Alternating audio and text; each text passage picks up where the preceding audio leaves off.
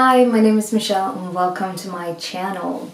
I am now 37 weeks into my pregnancy and boy do I have an update from the last video.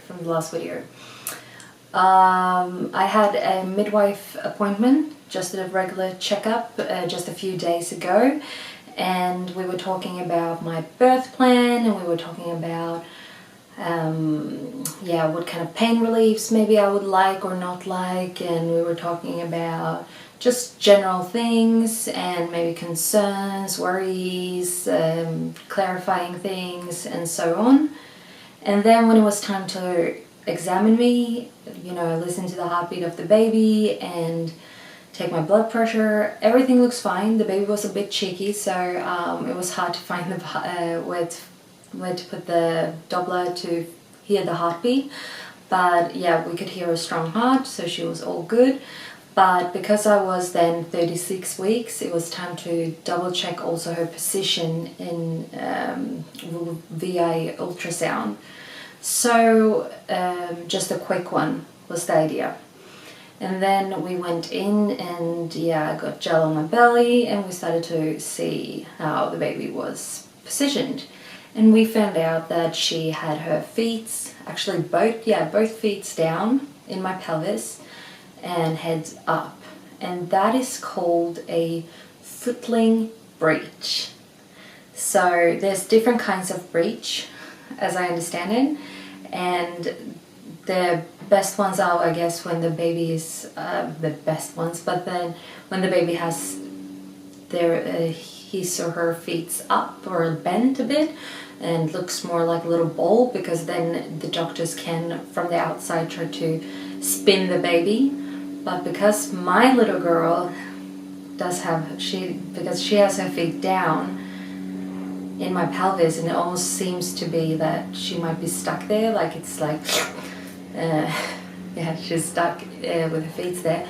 It might not be risk-free to try to spin her, as far as I could understand, because that means that I don't know if we would try to spin her on the outside, that would maybe harm her legs or something like that if they are stuck.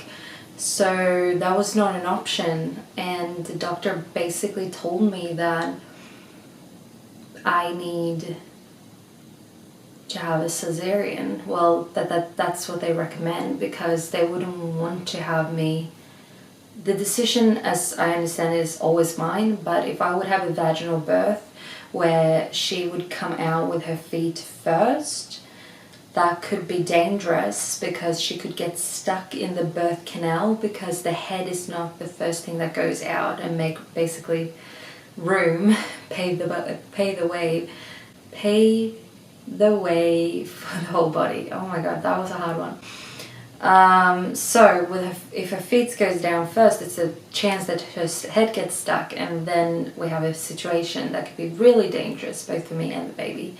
So that's why they don't recommend me to have a birth, like a vaginal birth. And I know that there has been successful birth stories where the baby has come out with her feet first, and that's fine. Right now, because we have caught this so early, that's why they strongly recommend me now to have a cesarean. And we're gonna have a double checkup this week or next week on Thursday again to double check her position and see if she's still in this breech position. And if she is, we will probably then also book in a date for the C-section. And that really, really, really turned everything we'd planned upside down. I don't know if you've seen any of my previous videos where I've been talking about giving birth, but before I even was pregnant, I was thinking that I was going to have a C-section because I was really freaked out about having a vaginal or natural birth. I've heard so many horror stories about it, and I was really freaked out. But then when I got pregnant and everything, like, I really wanted to do this as natural as possible. And I've been working so hard with my self to be prepared, mentally prepared for a natural birth, and really like done my research and try to like build up strength, mental strength, physical strength, and I was getting more and more excited for the birth of our little baby girl. So it feels like I've been robbed in a way now, when I sort of don't feel like I have an option, even though I know it's my decision. But I feel like with the risks involved, having our little girl naturally now when her feet is down, I would probably choose the cesarean if she's still like that on Thursday next week. So I'm a little upset, and I was very shocked when I found out that she was positioned in this way. At the same time, I'm so grateful to like just having this opportunity to even be pregnant. I know I'm so lucky. I've had really nice and really good pregnancy, so I really don't have that much to complain about. I feel very blessed, and if this little girl want to come out via cesarean, then I will have to respect and accept that, even though I wished things would have been different. But there's a small chance, a very, very small chance though, but she could flip within a week, but I doubt it, and the doctors doubt it. But I'm going to keep my hopes up as much as I can. So yeah, that's shaking news for me. At the same time, very happy that she's healthy. She seems to be moving around as much as she can right now anyway, and I'm happy with that. And yeah, I can't really let this put me down anymore. One day was enough. I was shocked and I was a little upset about it, but now I'm like, come on, you're gonna see your little girl in like less than 3 weeks or something. So yeah, get your shit together. Because of this now, if it comes to us having to have the cesarean, which is most likely now, then that obviously changes a lot in our planning. Well, when we were, because we were thinking about having maybe to stay at the hospital for maybe just a few hours, 6 to 12 hours, if everything would have gone naturally and very smoothly. But now it seems to be 3 days that we need to prepare to stay at the hospital instead of just a 1 day basically. And I had just started to finish packing my hospital bag, so that will, I will have to redo that.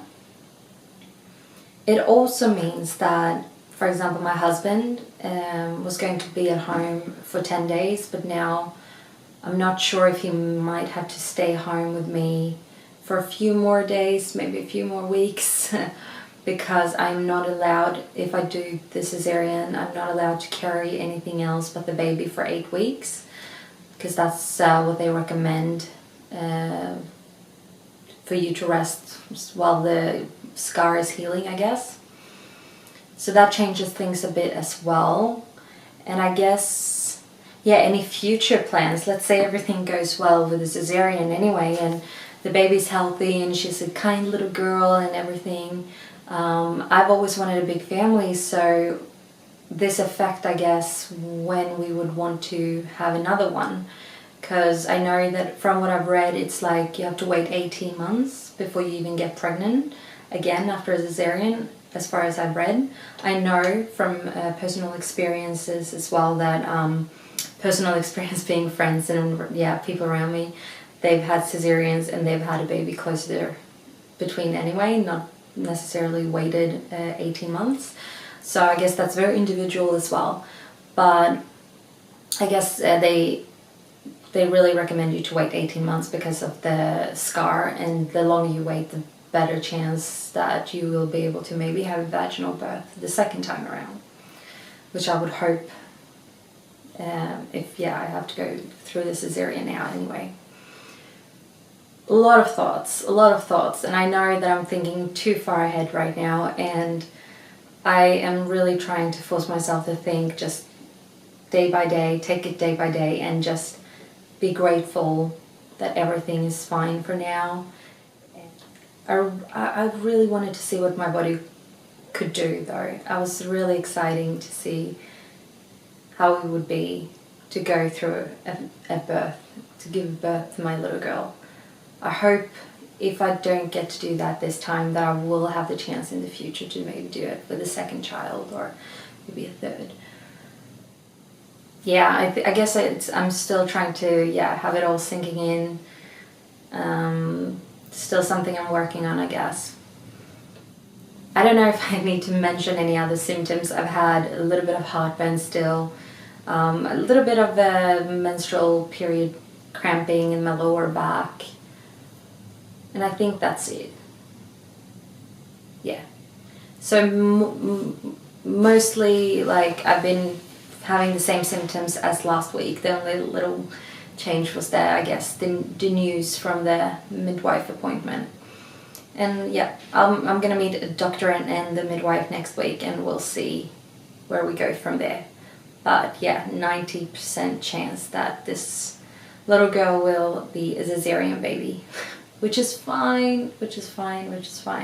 It's just changed everything I planned. And that just tells me that this little girl is as stubborn and as controlling as her mom already.